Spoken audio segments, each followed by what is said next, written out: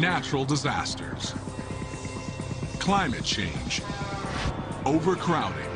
Big problems demand even bigger solutions. It's a new era for engineering. We can build our way out of anything. In Chicago, there's no room to grow, but an underground city could house thousands. This is mega engineering.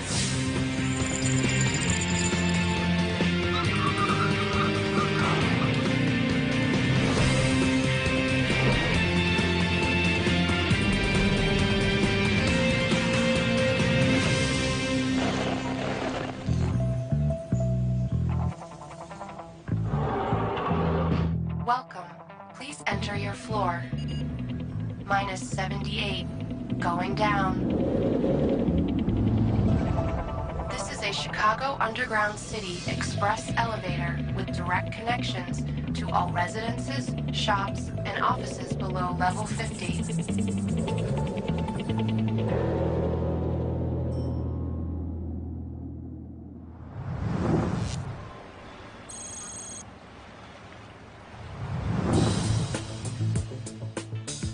Chicago, Illinois, the nation's third most populous city, an iconic skyline, and an urban grid teeming with the daily rhythms of city life. But Chicago is a victim of its own success.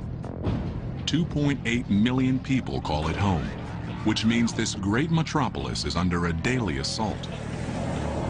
Almost 7 million commuters move in and out of the city every weekday. Even the suburbs, once an antidote to the chaos of city life, are clogged with traffic. Despite the improvements in the interstate highway system, the traffic is still growing. In fact, there is, as in all major cities, there's an hour delay at rush hour. When it comes to traffic, the second city is second only to New York, costing Chicagoland residents nearly 1 week per year of lost time, and the local economy over $4 billion annually. When suburbanites finally make it downtown, they find the L, one of the nation's oldest, busiest transit systems, bursting at the seams. Unable to expand to accommodate a growing ridership and an ever-widening definition of rush hour.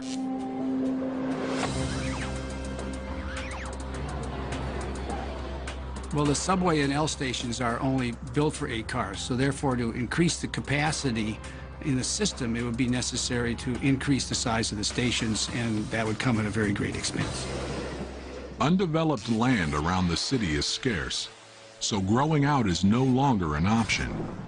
And with downtown real estate at a premium, the city needs a drastic, some say groundbreaking, solution.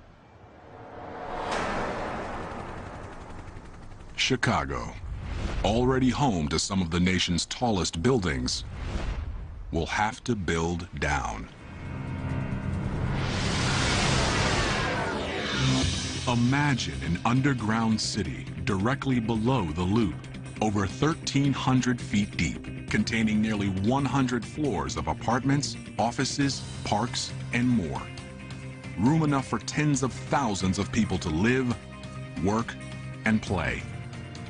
It's the best solution to the Windy City space crunch.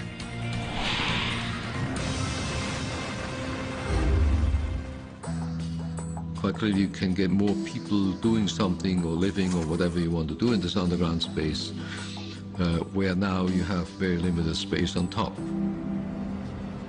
It's an undertaking so big, so innovative, that it will usher in a public works project of unparalleled dimensions, challenges, and dangers. It will require excavating over 230 million cubic yards of rock, construction crews laboring tirelessly below millions of Chicagoans, to build living spaces with new methods of ventilation and lighting,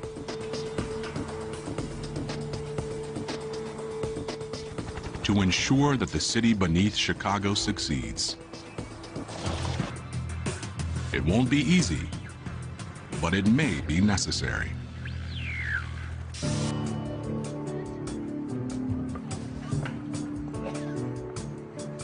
Expanding underground is a solution that's becoming more plausible, with the emergence of new techniques to make living underground a reality. All this is technologically doable. It comes then very quickly down to what is the other side of engineering, is what does this cost and how long does it take to build. Chicago is an ideal place for this bold experiment. From the ashes of the Great Fire of 1871, the city grew to become the epicenter of an architectural revolution, spawning the first skyscraper in 1885 and hosting the most influential World's Fair in history in 1893. By building underground, Chicago will cement its reputation as one of the most forward-thinking cities on the planet. But it may not be the first. Amsterdam is already proposing to make space below ground where none exists above. In this Dutch city, where streetcars, pedestrians, and 550,000 bicycles compete for space along narrow streets, the volume of cars is a growing problem.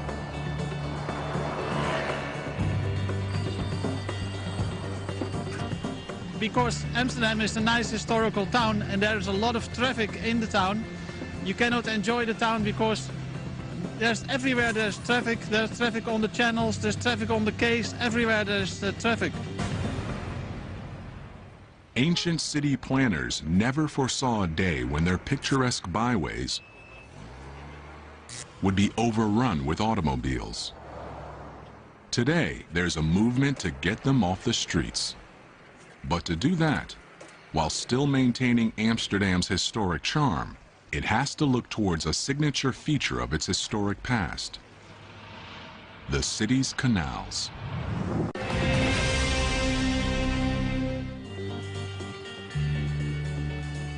Amsterdam is already proposing to make space below ground where none exists above.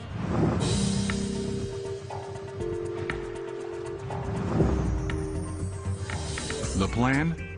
A network of underground complexes built beneath the city's 65 miles of iconic waterways.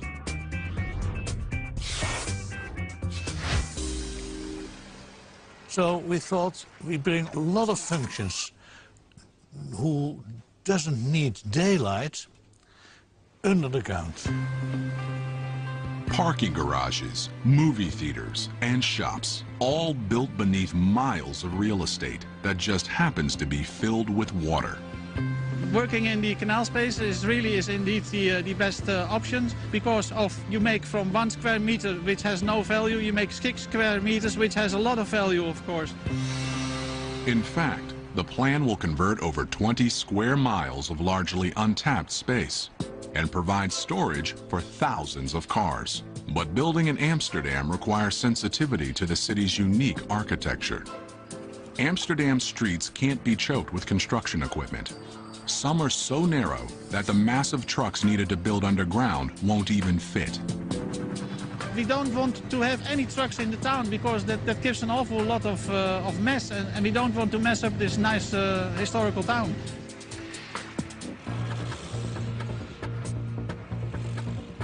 Even if crews could access the area from sidewalks, they'd be dangerously close to the city's narrow canal houses, precariously perched above the waterways. Let's say in Chicago, you have to drill a hole and you can place a house. It's a complete other way of building. In Amsterdam, it's not so easy to build a house because of the soil is what some call soft water. Amsterdam's soft water, or swampy soil, makes constructing large, heavy structures nearly impossible, which is why buildings are rarely higher than 3 or 4 stories. Most of the canal houses are supported by little more than wooden piles extending into that soft water. Heavy vibration generated by construction could spell disaster. Only the canals are far enough away from buildings and wide enough to fit construction equipment. But the canals are filled with water, so engineers have proposed a solution as unique as the city itself. Amsterdam's canal system has 16 working locks, which can be closed at any time. With the locks closed, the canals can be drained. I can imagine that people think that the most difficult thing is to bring out the water out of the canals. But in fact, that is technical one of the easiest things. Once the canals are dry, crews will get to work, digging 30 feet down before sealing off a new surface that's both sealing to the complex below and floor to the canal above. It's a solution that will not only minimize the risk to the thousands of buildings that abut the canals, but will also keep the city from having to shut down. Because we are working in the canal space, there is less inconvenience for the people. Later, restoring the canals is as simple as opening the locks. After we have finished it, the canal is exactly the same as it is now. Only there are no cars on the ground anymore, so you can enjoy the city and the nice historical houses. The project would remove thousands of cars from sidewalks, and if it works, it could spur other cities to take up the challenge. There's just one problem. Few cities have canals from which to access their downtowns. In Chicago, there's simply no way to dig up streets without paralyzing the city and infuriating millions. People are afraid of change. That's difficult. It's not a technical difficult, but it's very difficult to explain them. You get a better city. Chicago may be the perfect location for this subterranean experiment, because deep beneath the glass, steel, and asphalt of this historic city lies an even richer geological past. Well, I think it's easiest to think of Chicago geology as being a layer cake of widely differing geologic materials. The first layer is approximately 100 feet of glacial clay, loose, soft material that's barely suitable for large structures. But beneath that lies 400 feet of limestone, strong rock that's perfect for hollowing out large chambers. The limestone beneath Chicago is advantageous because it is stronger than concrete, typical concrete that we pour for structures. That layer is followed by over 100 feet of shale, an unstable rock that's less ideal for building. Shale is 5 to 10 times weaker than limestone. It is subject to this phenomenon that we call slaking. When exposed to water, it expands and fractures and degrades. Vertical access shafts could be drilled through the shale to the next layer of limestone, which extends for another 400 feet. It's a pattern that repeats again down to 1,300 feet before hitting a deep layer of sandstone. The top of that sandstone is weak, very weak. So weak, in fact, that it can be mined with a fire hose. That weakness means that the underground city could go no deeper. But it's the alternating sections of limestone that make Chicago an ideal location for this feat of geological engineering. And excavating limestone is something with which Chicago is already familiar. Here at the Vulcan Mine in Naperville, Illinois, 45 minutes from downtown Chicago, an active limestone and dolomite mine has been in operation for more than 2 years, with enough material left for decades more. Today, crews will descend 400 feet to excavate the latest level of the mine. Their goal is to remove thousands of tons of rock in one day. They do it through a process called drill and blast.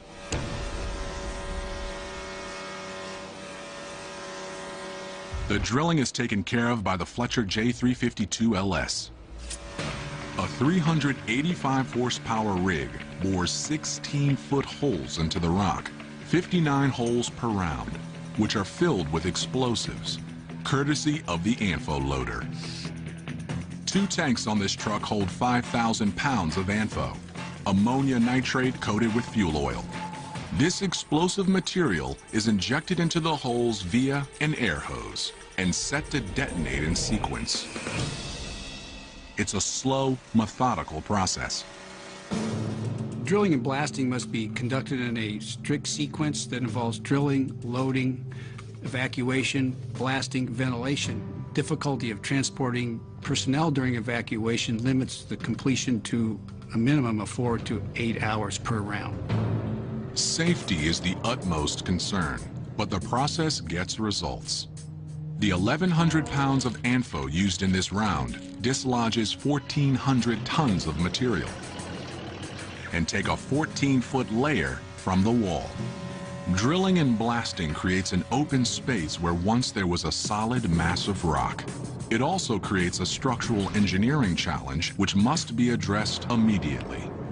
Excavating large openings causes stress concentrations that can overload the rock without reinforcement, and the larger the opening and the deeper the opening, the larger the stress concentration.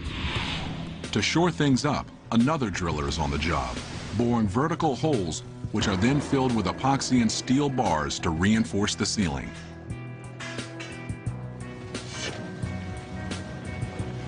After the blast, excavated material is removed via this conveyor belt and trucked to area construction sites to be used as aggregate, a crucial ingredient in concrete that can be put to immediate use in Chicago. If it's good material, which if you do this in the limestone in Chicago, that will be probably the case, you actually can use this material to fabricate concrete, some of which will go back into this underground city. Well, why transport it to the surface when you can keep it down there and manufacture the city on the spot? The underground city could use some of the material, but not all of it, leaving enough extra excavated material to pave over 30,000 miles of roads, which could stretch around the globe 1.5 times. With the ease of excavation, digging a new city is not a problem. Holding up the existing city is. It's important to think about the depth below the foundations of the structures at which this underground city can be built. The issue is that under these high-rise buildings, you have the large diameter piles, and under these large diameter piles, you have high loads. Chicago's tallest building, the Sears Tower, soars to 108 stories, 1,450 feet into the air. Holding it up, 200 piles extending nearly 100 feet into the ground, sending the building's load into the surrounding rock. And that's just one building. Beneath Chicago lies a virtual forest of foundations and piles. Dig too close to them, and the buildings they support could be in trouble. If you were to dig a hole right under the end of the pile, the lower end of the pile, quite clearly that would collapse. For safety's sake, the first level of the underground city must be positioned hundreds of feet beneath the lowest pile. But getting there without closing city streets, rerouting miles of train lines, or redirecting sewage tunnels, water pipes, and utilities would be an enormous challenge. Avoiding them altogether would be the easiest, cheapest option. To access the underground city, it would be important to construct that in an area where there weren't structures and utilities already. Unable to disturb the city life above, crews will have to begin their access to the worksite from miles away. Another possibility would be to provide this access with an incline instead of coming in vertically. Starting from outside the city center, crews and equipment will tunnel downtown, a journey that would stop nearly 300 feet below the center of Chicago. Deep enough to avoid building foundations and city infrastructure. There, they will begin a drilling and blasting routine to construct the first level, a staging area for building even deeper.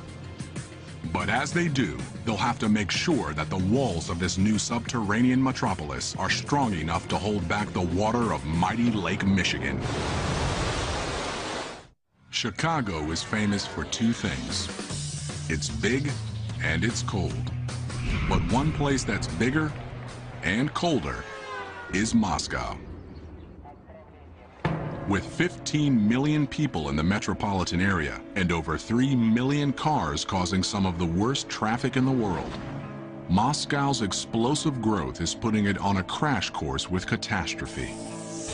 The real #1 priority right now is to get rid of the transportation collapse in the city and the constant traffic jams. To cope, the Russian capital has nowhere to go but down. Moscow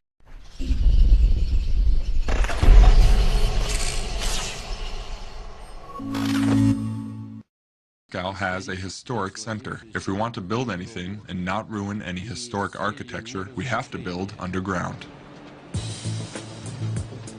Russia is in the middle of an underground construction boom with 2 new projects that aim to save the city from its own success. The first, Tverskaya Mall, will be the biggest underground mall in all of Europe when it's finished. 4 stories deep, spanning over 350,000 square feet. Russia is in the middle of an underground construction boom. The first, Tverskaya Mall, will be the biggest underground mall in all of Europe when it's finished. But building it means redirecting nearly 294,000 cars that creep through adjacent streets each day.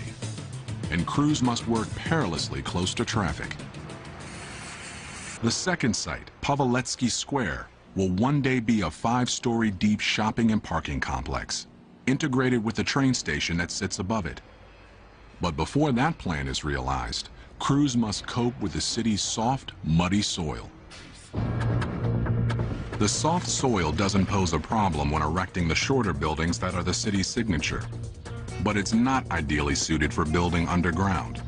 Just to get to a firm enough stratum for building means digging down over 90 feet to stiffer, stronger clay.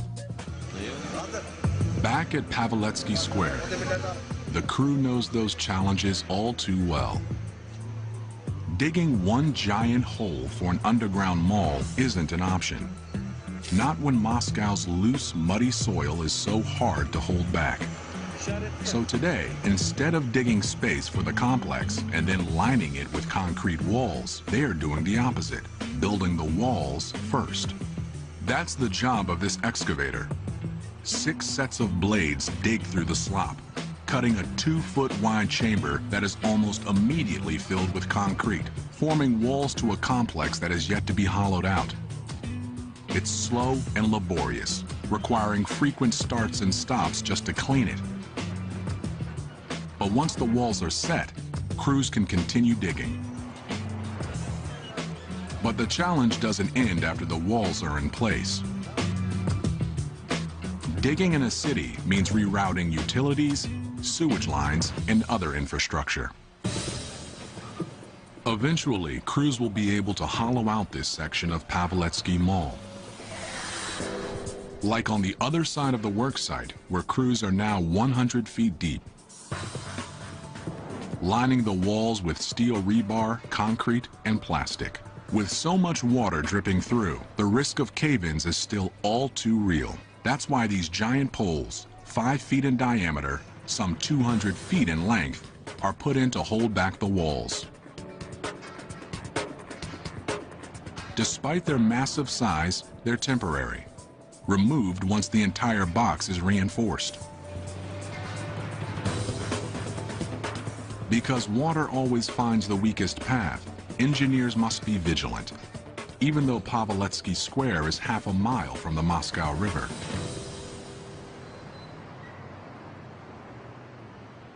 Imagine the dangers crews would face halfway around the world, back in Chicago. A city perched on the shores of a great lake. One can imagine Lake Michigan being right there. How does one control all that water from getting into an underground structure? Allowing water to seep in could lead to disaster. Each level of Chicago's underground city would have to be painstakingly reinforced in order to stay ahead of a population boom that threatens to strangle the city. The underground city would have to be built quickly. One day, Chicago's underground city will look less like this and more like this. Ochotny Riyadh, Moscow's biggest underground mall. With 3 stories of shopping and dining, it's a place where thousands of Muscovites can escape the cold. It's just like Chicago's underground city of the future.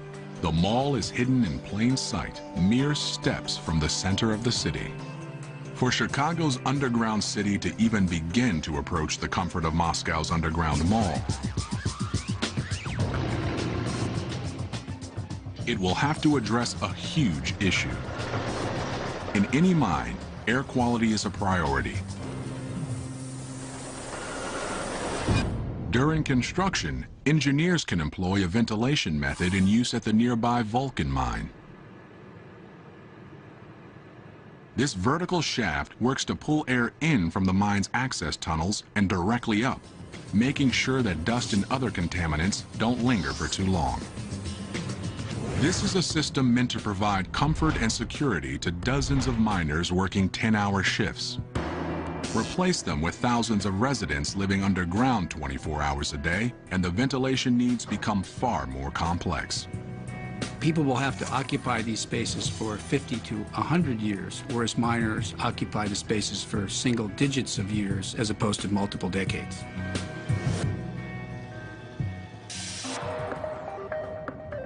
Deep beneath the ground, there will be no open windows, no breezes to keep fresh air circulating. Ventilation is a problem that's already been solved, far beyond the needs of any underground city in Boston, Massachusetts. Here, engineers behind the Big Dig, the most expensive public works project in U.S. history, were faced with thousands of cars passing through almost 4 miles of tunnels every day, spewing tons of poisonous exhaust. Moving vehicles push air through the tunnels, but traffic jams can cause air to linger and dangerous gases to build up. So the Massachusetts Turnpike Authority installed a complex ventilation system to keep the air moving. Near tunnel openings, jet fans circulate air.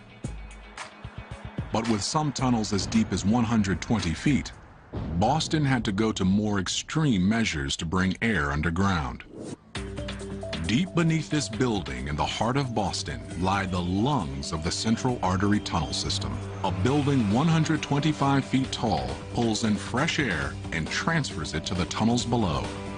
The intake air is sucked in through those louvers, as you see behind me, and it's sucked down to a fan chamber and through a series of tunnels or conduit into the tunnel. 100 feet below ground, in a massive intake room, giant fans pull fresh air down the shaft. 400 horsepower engines are capable of moving 333,000 cubic feet per minute and generating wind speeds of up to 62 miles per hour. It's a powerful system based on age-old techniques. All the components of the Big Dig basically used tried and true technology. The hardware and the mechanical equipment performing the ventilation is pretty much a century old now. It takes 13 buildings like this to cover Boston's tunnels. And while the means of moving air hasn't changed in years, the ability to adjust to the changing needs of an underground environment has. Basically, we have a surveillance in the tunnels. We have cameras watching the traffic. Almost all of our cameras and sensors are monitored from our operations control center. Inside the Massachusetts Turnpike Authority building, at the Operations Control Center, specialists monitor 32 vent zones and control 235 fans and over 500 cameras. With just the push of a button, They're concerned with air quality and a lot more. More than just the ventilation is monitored there, the pumping of water, the traffic conditions in general, so you really get a very efficient management of all the life safety functions within all the tunnels under one roof. But this centralized command center has some fail-safe backups. Even if communication with one of the vent buildings is lost, each vent tower is staffed and powered independently. There are local controls within the vent buildings that we can still operate the fans by in a manual mode with personnel. Chicago's underground city will apply much of the technology used in Boston, only at 10 times the depth. The underground city's walls and floors will be lined with ventilation chambers. Fans at the bottom of the city will pull fresh air in through intake shafts located at the top, where it will descend down 1,300 feet and circulate throughout the city before returning to the surface to be exhausted. Regulating the airflow would require the kind of sharp monitoring used in Boston. You're living down there, so it's not just a transient air, and I'm sure you would probably have a much stricter requirement for the cleanliness of the air that you're breathing. Regulating air quality for a 24-hour residential population, and not just automobile traffic, would require many more fans and a control system that would be the eyes and ears of an underground city. It's something that would provide security and peace of mind for the residents beneath Chicago should the unthinkable happen. With the underground city a reality, one factor of Chicago's legendary climate will be mitigated, if not eliminated altogether. Well, there are advantages to living underground. For instance, you're not subjected to the vagaries of Chicago winters. Deep beneath the city streets, residents wouldn't have to worry about snow or even staying warm. Because if there's one thing about living underground that's predictable, it's the temperature. Well, no matter how hot or cold it is in the air in Chicago, 20 feet underground, it's around 55 degrees Fahrenheit, no matter the time of the year. But the deeper you get, the warmer it becomes, thanks to something called the geothermal gradient. On the surface, temperatures are affected by the sun and atmospheric changes, but up to 200 feet below ground, the temperature remains constant. Then, for every 100 feet deeper, the temperature rises about 1 degree Fahrenheit. Fortunately, in the underground city, the geological limits of construction would ensure that things didn't get too toasty. I think it might be nice to be constantly at 65 to 68 degrees Fahrenheit than it would be the highly variable 0 to 100 degrees Fahrenheit at the surface. An unvarying climate is one advantage that the underground city will have over its surface-level counterpart. But there's one quality to which the underground city can't hold a candle. Possibly the most important issue would be the lighting itself, because without artificial illumination down there, it's completely black. Daylight, so vital to health and human happiness, can only come from one source. Even in Moscow, with just 70 sunny days per year, the underground mall Ochotny Riyadh does what it can. With skylights that decorate the roof of the mall, allowing sunlight to travel 3 stories underground. It's a solution that'll work in Chicago too, up to a point.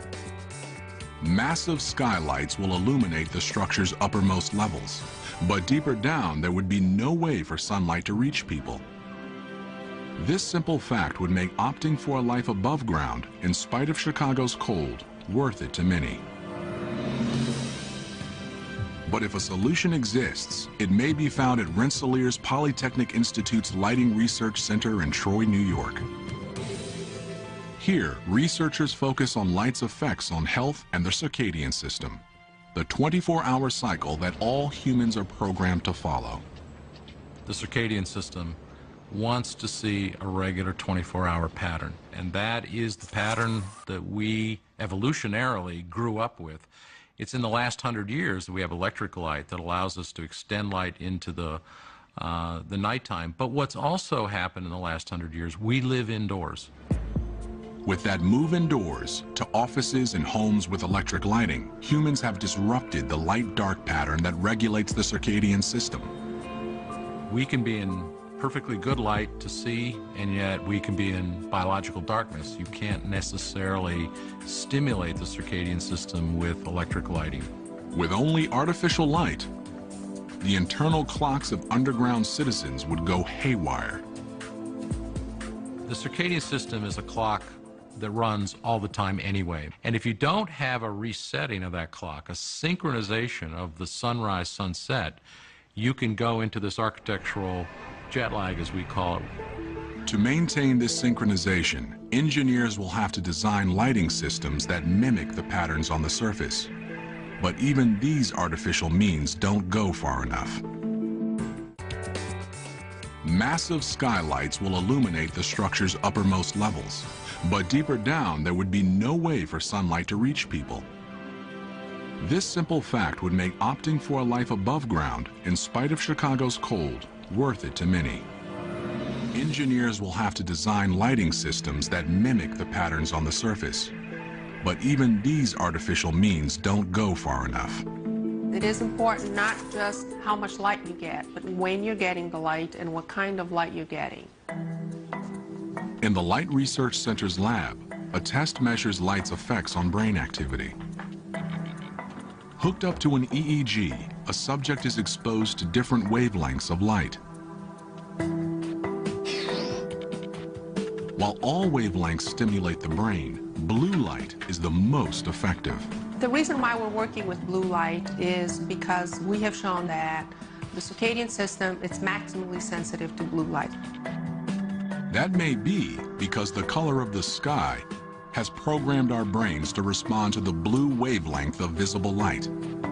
RPI has found that the need for blue light is so ingrained into human DNA that it only takes a small amount to trigger alertness.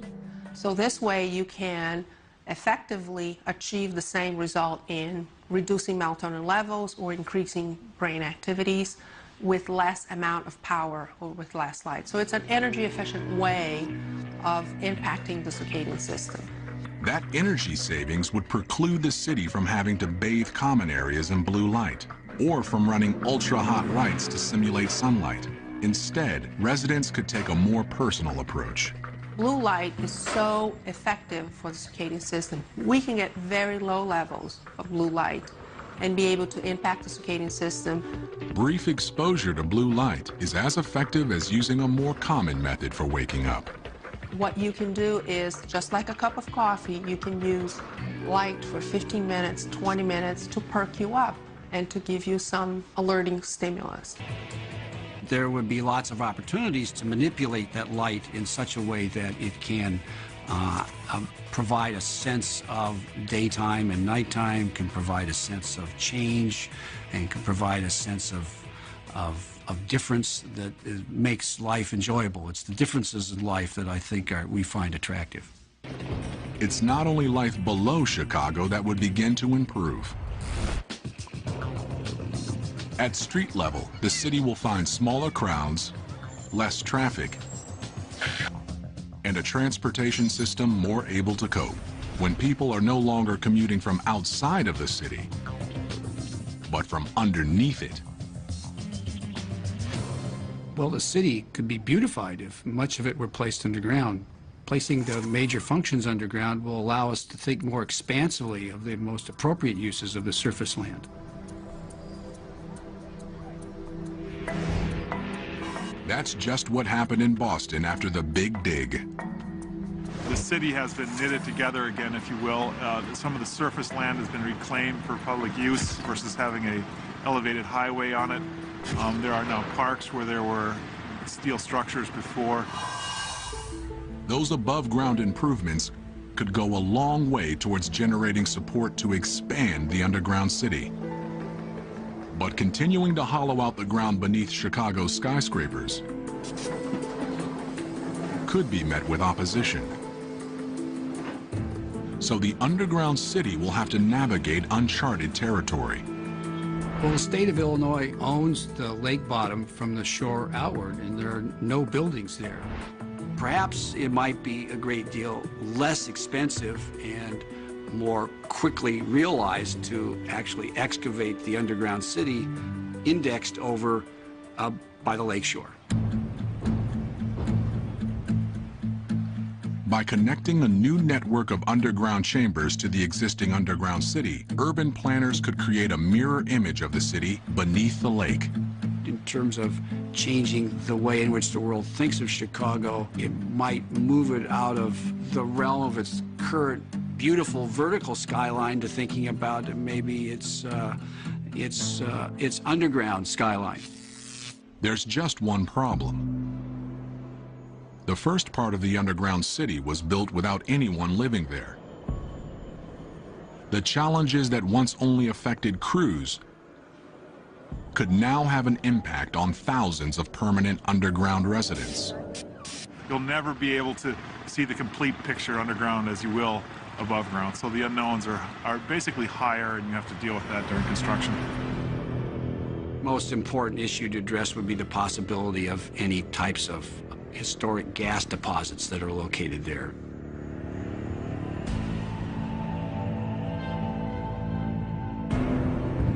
If crews accidentally stumbled upon a hidden gas line,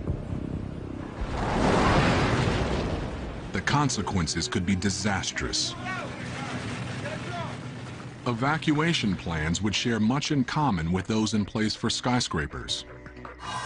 One can only think about the situation for tall buildings now. How many elevators would be necessary? How many stairwell cores would be necessary? Those same discussions would have to be held for the underground facility as well. But thousands of feet below ground, those considerations would be flipped upside down. With elevators inoperable, stairs would be the only means of egress. Those at the bottom levels would have to climb the equivalent of a 100-story building to escape. Not an option for the very young, elderly, or handicapped. Emergencies would require fast thinking and fast acting on the part of city officials, who would seal off trouble spots, protecting the rest of the city by flushing out dangerous gases. The technological challenges of building underground can be overcome. It will cost more or will cost less. But from a technical point of view, there's not much left today that we cannot do. The psychological challenges are another story. The question is, how much time would people spend on the ground? Where's the limit where people would say, no, I don't want to do that? But with cities bursting at the seams, struggling to keep up with a population boom, those concerns may be overridden by practical necessity. It will take some time for Chicagoans to accept the necessity of living underground. 10, 15 generations from now, if people have been exposed to nothing else but living underground, they will accept that. I think that, to be quite honest, humans are a very robust species, and they do get used to things that you don't believe they get used to. So I think humans would get used to living underground, and I would get used to living underground too. One day, people around the world will do more than just shop or drive underground. One day, we just may live there.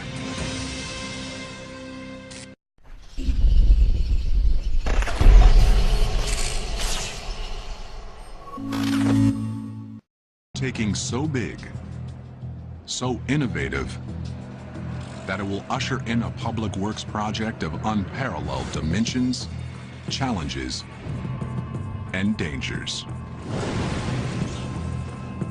It will require excavating over 230 million cubic yards of rock, construction crews laboring tirelessly below millions of Chicagoans, to build living spaces with new methods of ventilation and lighting,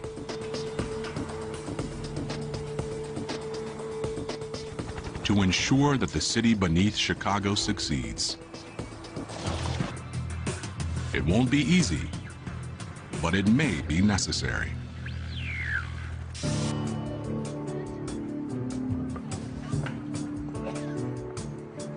Expanding underground is a solution that's becoming more plausible, with the emergence of new techniques to make living underground a reality. All this is technologically doable. It comes then very quickly down to what is the other side of engineering, is what does this cost and how long does it take to build. Chicago is an ideal place for this bold experiment. From the ashes of the Great Fire of 1871, the city grew to become the natural disasters, climate change, overcrowding, big problems demand even bigger solutions. It's a new era for engineering. We can build our way out of anything. In Chicago, there's no room to grow, but an underground city could house thousands. This is mega engineering.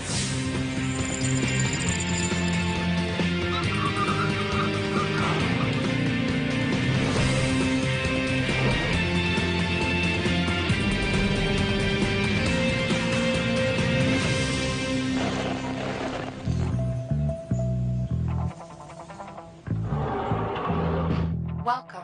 Please enter your floor. Minus 78. Going down. This is a Chicago Underground City Express elevator with direct connections to all residences, shops, and offices below level 50.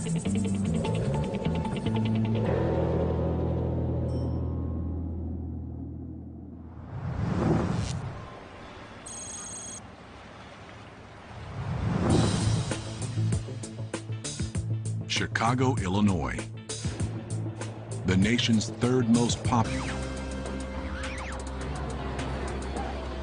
Well, the subway and L stations are only built for 8 cars, so therefore to increase the capacity in the system, it would be necessary to increase the size of the stations, and that would come at a very great expense. Undeveloped land around the city is scarce, so growing out is no longer an option. And with downtown real estate at a premium, the city needs a drastic, some say groundbreaking, solution. Chicago, already home to some of the nation's tallest buildings, will have to build down. Imagine an underground city directly below the loop, over 1,300 feet deep, containing nearly 100 floors of apartments, offices, parks, and more. Room enough for tens of thousands of people to live, work, and play. It's the best solution to the Windy City space crunch.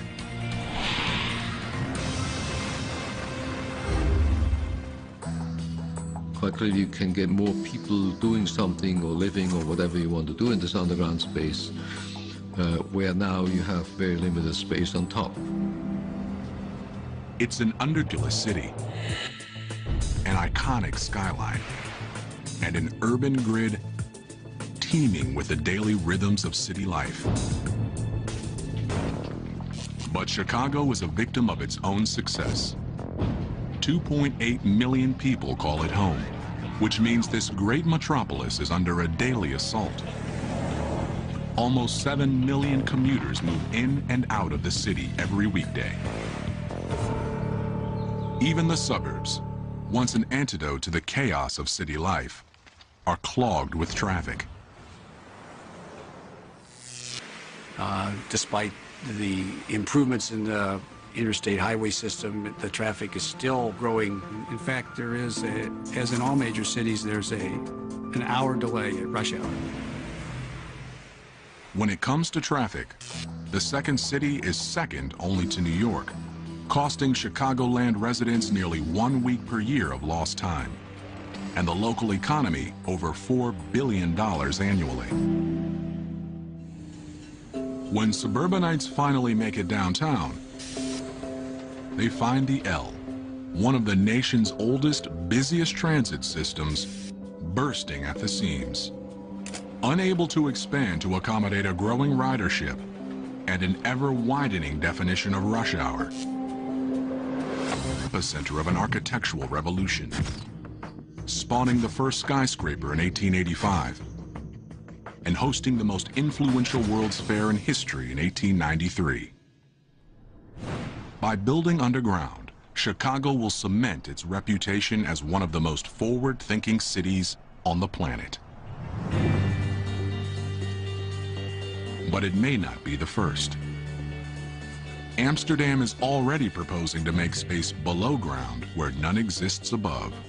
In this Dutch city, where streetcars, pedestrians, and 550,000 bicycles compete for space along narrow streets,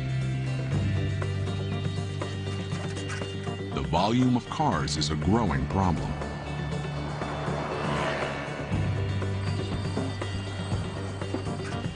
Because Amsterdam is a nice historical town and there is a lot of traffic in the town, you cannot enjoy the town because everywhere there's traffic on the channels, there's traffic on the quays, everywhere there's traffic. Ancient city planners never foresaw a day when their picturesque byways would be overrun with automobiles. Today, there's a movement to get them off the streets. But to do that, while still maintaining Amsterdam's historic charm, it has to look towards a signature